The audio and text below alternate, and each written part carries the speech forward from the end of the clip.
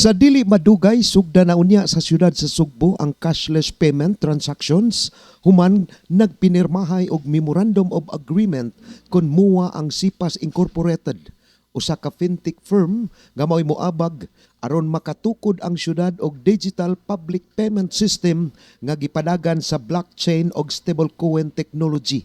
Ang pinirmahay nahitabo Lunes sa buntag Abril 7 tuig 2025 tali ni Mayor Raymond Alvin Garcia og ni Jae-Young Kim, ang presidente sa Sipas Incorporated. Gihulagway ni Mayor Garcia sa press conference Lunes Abril 7 tuig 2025 ang maong inisyatiba.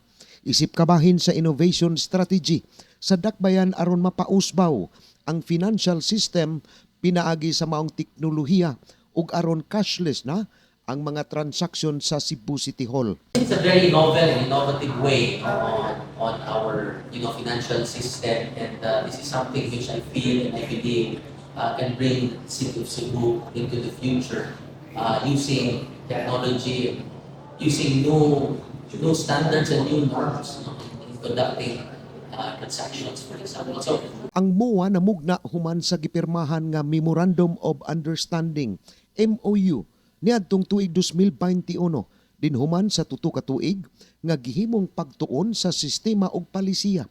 Gihatagan ni Mayor Garcia ubos sa iyang administrasyon ang gibug-aton sa pagbalhin ngadto sa cashless nga pamaagi ang City Hall din lakip na niini ang electronic payments og digital currency options.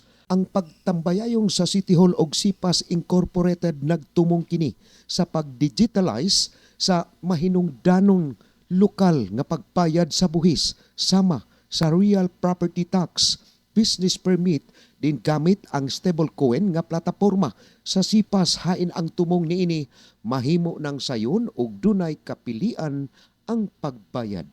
that is really the direction, that is really the end goal. No? So there are different forms of cashless transactions. It can be GCash, it can be PayMoney, it can be credit card, it can be bank transfer, it can even be payment in terms of the new modes of currency, like e-currency or what you call cryptocurrency. That includes that. We are going to look into that. Kaya mao naman ang future. No? Even, when you go abroad, Europe or even some places in Asia, na sila yung karatula sa ilang cashier, we accept cryptocurrency as payment. I mean, even in Hong Kong, when you go there, there is an ATM stand. It's not the automatic, it's an automated teller machine, but ang kuan siya for Bitcoin. So I've seen that, no? I've seen that. So we're looking at all of these possibilities in the future so that we will have a more advanced way of transacting here in the city using technology. Kini ang balita. Ray Pasaporte, Cebu City News.